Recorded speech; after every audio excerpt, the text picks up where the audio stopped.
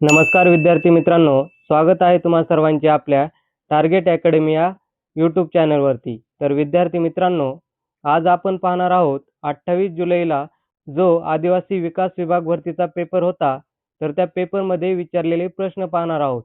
तर विद्यार्थी मित्रांनो, आपण या ठिकाणी खूप सारे प्रश्न कव्हर करणार आहोत, त्यामुळे हा व्हिडिओ तुम्ही नक्की शेवटपर्यंत पाहायचा आहे आणि चॅनलवरती पहिल्यांदाच आला असाल तर चॅनलला सबस्क्राईब करून घ्यायचं आहे। चला तर मग लगेच व्हिडिओला सुरुवात करूया। तर पहा, प्रश्न क्रमांक पहिला काय विचारण्यात आलेला होता, तर चिल्का सरोवर भारतातील कोणत्या राज्यात आहे? तर विद्यार्थी मित्रांनो, या प्रश्नाचं योग्य उत्तर हे ओडिसा आहे। म्हणजे चिल्का सरोवर हे ओडिसा राज्यात आहे, हे लक्षात ठेवायचं आहे।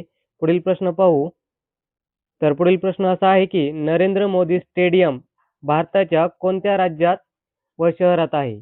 तर या प्रश्नाचं योग्य उत्तर हे ऑप्शन क्रमांक 2 आहे, म्हणजेच अहमदाबाद किंवा गुजरात या शहरात किंवा राज्यामध्ये नरेंद्र मोदी स्टेडियम हे आहे, लक्षात ठेवायचं आहे।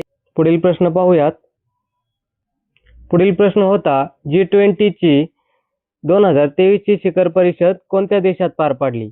तर विद्यार्थी मित्रांनो, या प्रश्नाचं योग्य उत्तर हे भारत आहे। म्हणजेच G20 ची 2023 ची शिखर परिषद ही भारत या देशामध्ये पार पडलेली आहे। पुढील प्रश्न आहे, संविधानात सुधारणा करण्याचा अधिकार कोणाला आहे? तर मित्रांनो, या प्रश्नाचं योग्य उत्तर हे संसद आहे। म्हणजेच आपल्या संविधानामध्ये किंवा घटनादुरुस्तीमध्ये सुधारणा करण्याचा अधिकार हा संसदेला आहे। तर पुढील प्रश्न पाहूयात।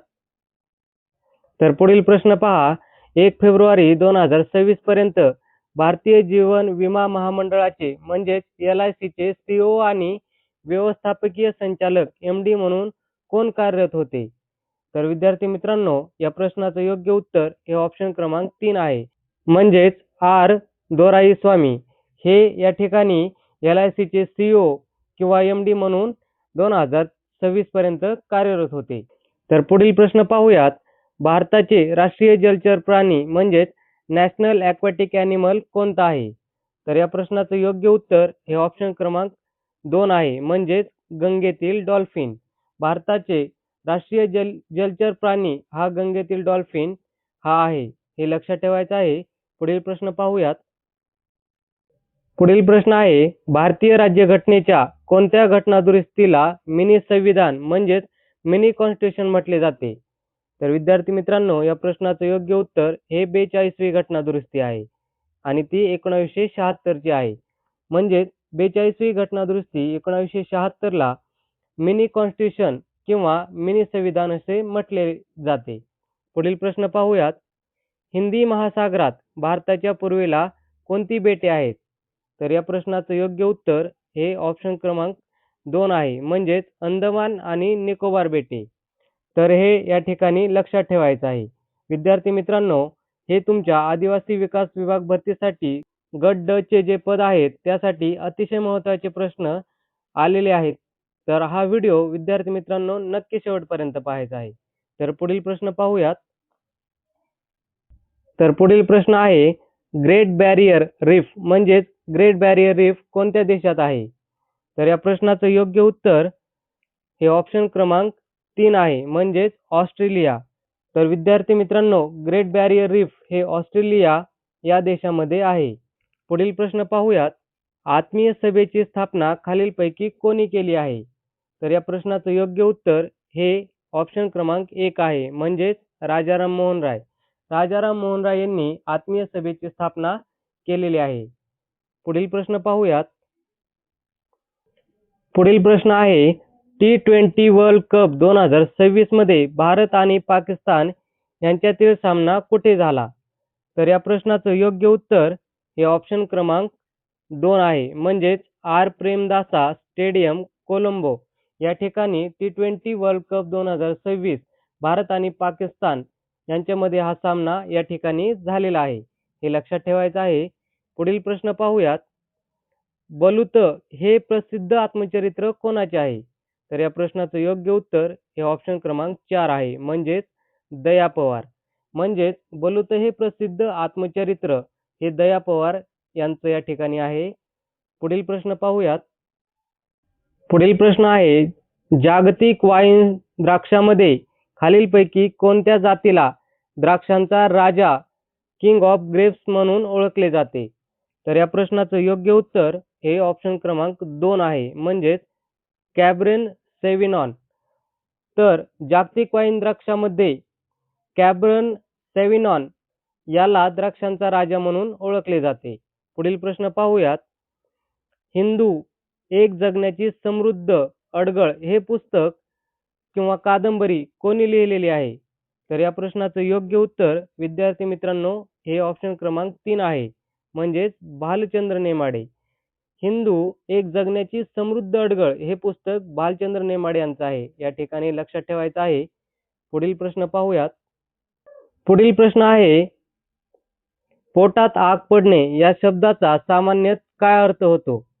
तर या प्रश्नाचं योग्य उत्तर हे ऑप्शन क्रमांक 2 आहे, म्हणजेच पोटात तीव्र जळजळ किंवा पित्त होणे.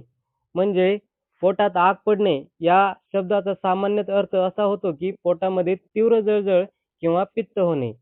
पुढील प्रश्न पाहूयात. दवंडी पिटवणे या वाक्यप्रचाराचा योग्य अर्थ खालीलपैकी कोणता आहे? तर या प्रश्नाचं योग्य उत्तर हे ऑप्शन क्रमांक 2 आहे, म्हणजे जाहीर करणे. दवंडी पिटणे म्हणजे जाहीर करणे असा या ठिकाणी याचा अर्थ होतो. पुढील प्रश्न पाहूयात. पुढील प्रश्न आहे, खावटी कर्ज योजना ही प्रामुख्याने कोणत्या घटकासाठी राबवली जाते? तर या प्रश्नाचं योग्य उत्तर हे आदिवासी कुटुंबे आहे, म्हणजेच ऑप्शन क्रमांक 2. खावटी कर्ज योजना ही प्रामुख्याने आदिवासी कुटुंबे या घटकासाठी राबवली जाते. तर पुढील प्रश्न पाहूयात. खालीलपैकी कोणत्या शब्दाला इक प्रत्यय लागून सामाजिक हे विशेषण बनले आहे? तर या प्रश्नाचं योग्य उत्तर हे ऑप्शन क्रमांक 1 आहे, म्हणजेच समाज.